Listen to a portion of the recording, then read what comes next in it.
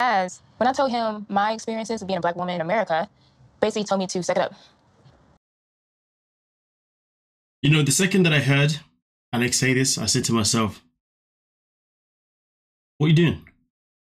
Why are you still here? How can you waste more time with somebody that doesn't even care about something as serious as this? But you know what? So far, I feel like Alex is definitely one of those characters or customers of this season where I sit and I say to myself, you're with this guy for literally all the wrong reasons. And he doesn't give a damn about you. He's more worried about having threesomes. You do know if you keep spending time with the wrong person, the right person won't come. That line there was just golden. There's nothing else that you even have to say. What is there to add? Alex needs to wake up, open her eyes, and recognize that this relationship that she's in isn't a relationship. It is literally a waste of her time. It's like not a situationship. It's like a waste of time ship. That doesn't sit right, does it? No. But you get my point. Honestly, as soon as she spoke about him not really caring too much about the whole race thing, I was like, listen, what else there to say? But nonetheless, though, let's move on to the next couple, because this one right here was just absolutely stupid. I think in a perfect world, she would just accept me. If you're honest, you're trustworthy, and you talk to me about it, then it's fine donating. The phrase, if we were in a perfect world, that's the thing though, isn't it? We don't live in a perfect world. And also, let's talk about that phrase, perfect world. I feel like when people say that, what they don't understand is that that perfect world only relates to what you want in life. It doesn't revolve around every single person in this world. That's why the world isn't perfect. Because if you lived in a perfect world based on your own standard, and every single human being on this earth lived in a perfect world based on their own standard, the world would probably be worse than what it is. Because people would be like, whoa, hold on a minute, you're coming into my perfect world. Go away. Wait, hold on a minute. No, do you see what I'm saying? Like, to be honest with you, that has got to be one of the most dumbest phrases in the world, to be honest with you. I mean, don't get me wrong, it can be subjective because sometimes we can say it maybe when it comes to something that is political, maybe, you know, regarding the law, maybe. But either way, though, really and truly, there's a reason why there is no such thing as a perfect world. In fact, we may already live in a perfect world right now. Despite the differences that we go through and all the things that is going on in this world, especially with like people that are quite revolting and disgusting, maybe we do, because we live in a world where we can definitely, you know, interact, shall I say. You live in a perfect world based on people's perspective, interaction is going to be a complete myth, but hey, it's all subjective. But nonetheless though, this whole situation here is due to the fact that Annie has asked him to stop. Why he's sitting and talking about perfect world this, perfect world that. But let's see what else Annie had to say. Well, let's see what Annie had to say. But it's a very hard decision if you love someone to walk away from them. I want to get hurt by this experience with you. That just threw me off. I was like, how are you talking about the word love though? Can anybody tell me where love has been demonstrated in their relationship? Because I haven't seen it from his side, and I definitely haven't seen it from Annie's side. Well, I've seen a level of delusion from Annie's side, shall I say. It's either delusion or just forcing the narrative. It's one of the two. But definitely from his side, there's nothing that has screamed love. If you love someone, you wouldn't give them a point system. You see what I'm saying? If you love someone, you'd make an effort to what you wear on your first date or whatever date it is. You wouldn't just rock up in shorts and the same outfit that you wore when you freaking landed. You wouldn't do that. So really and truly, why she's talking about being hurt, the only thing that hurts is us having to watch this. You know, to be honest with you.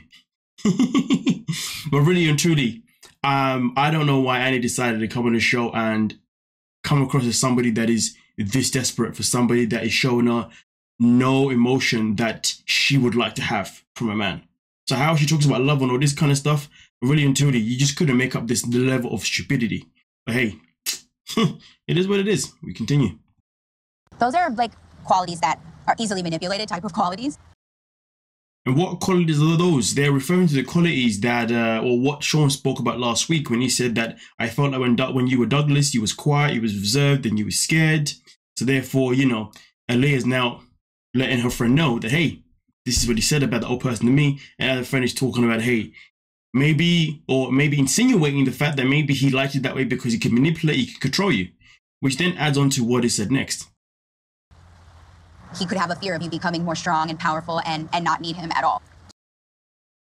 I mean, to be honest with you, I don't think that's the case. I think if anything, Aaliyah is probably afraid that she's going to lose Sean because, well, he is the man with the money. All of the things that she wants and desires seems to be coming out of his pocket. So to be honest with you, I don't really feel like he's afraid about, you know, Aaliyah becoming a stronger, independent person or any of that kind of stuff. He just is not happy with the fact that he was in love with a man, and now a man has now decided to transition into a freaking woman. And therefore, this has changed. This changed everything that he was falling in love with. He fell in love with Douglas. It's just that simple. Listen, maybe there was a level of manipulation at some point. I don't know. But one thing that I do know is that Sean is making it abundantly clear that he was in love with, well, he is in love with Douglas, and Aaliyah is going to take a little bit of adjusting. But right now, Aaliyah is choosing to not pay attention to that. Would rather pay attention to her own needs rather than how this is affecting him. But we continue. But I'm not saying Aaliyah's wrong for that, because obviously she's going for a transition where obviously she wants things to be prioritized on her side. So I'm not saying she's wrong for that. But at the same time, though, this is where the clash is going to come in place, because both of them are in a position where they can rightly feel how they feel. Shall you never love me the way that he loves Douglas? Of course he doesn't love you the way he loved Douglas. Because he fell for freaking Douglas. It's not rocket science, is it? Yeah, because you need to be happy. Yes. My love for myself needs to be more than my love for Sean. Now, I have nothing to dispute that, because that is a powerful line, a very strong line, and that's a line that I believe 1000%. And that is one of the smartest lines I've ever seen, I believe, on 90 Day Fiancé, to be honest with you. Oh, and the other one, to be fair, at the very beginning too, you know, wasting time with somebody that doesn't love you or blah, blah, blah. You know the one with Alex, right? But this one right here is key, because self-love is such a big thing, and a lot of people don't do self-love. Loving yourself is always going to be very, very key to your own freaking happiness, okay? Loving yourself is always going to be very key to allowing others to love you as well, completely. But a lot of people don't do this, sadly so, but I highly recommend people do more of loving themselves. Realize that I can't see Douglas or Aaliyah. I have to see the soul of the person that I fell in love with. You don't have to do a thing. That's absolutely ridiculous. Like, be honest with yourself. You do not want Aaliyah. It's just that simple. You want Douglas. I mean, listen, talking about, oh, I just gotta fall in love with the soul, blah-de-da-de-da-de-da. Okay. Let's say, for example, you somehow transfer your feelings for Douglas to Aaliyah, and you fall in love with the soul. This is the question, though. But are you still going to be attracted to Aaliyah the same way you was attracted to Douglas? Remember, you like men. So will you be attracted to the transition of Aaliyah becoming more and more feminine day by day? Because really and truly, this whole thing is really contradicting the whole idea behind transition, if you ask me personally, right? Because, not transition, sorry. This is contradicting the whole idea of him being gay. Baffled. What? I say it's contradicting it. I guess it depends on what perspective you're looking at it, really and truly, right? I guess you could be gay, but obviously want to be someone that's feminine, but as long as they still have the bits. But if the bits get, well, then at that point, you might as well be a woman, right? So I really don't know why Sean is just tagging along. I mean, for a man his age and who would have gone through his experiences, I would imagine that he would have known straight off the bat that he's wasting his own goddamn time. That the fact is that Leah's made her choice, and that is that. And the best thing that he can do is walk away and go find someone else who he can love for them, and they will actually stay becoming them, rather than continuously try to be in a relationship with somebody who is going for a transition, somebody who's going for a journey where they're trying, where they want to love who they are now, and somebody that, generally speaking, needs someone to walk into their life and already like them for who they are. And that's the grand scheme of it. Aaliyah cannot expect Sean to like Aaliyah. Aaliyah should expect to leave Sean and find someone that's going to like Aaliyah. And Sean should leave Aaliyah and look for somebody that just wants to be a man, and that's it. Saves all the complications.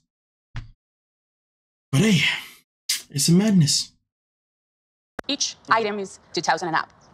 So we're probably at somewhere between $16,000 and $20,000. Yeah. $16,000 to $20,000 for a wedding. God damn. Yeah, buddy. That's a whole lot of money. Listen, you should just elope. But anyway, let's just continue this one. Okay. Maybe it's an age thing. And at 19 years old, you can't understand the gravity of my money problem.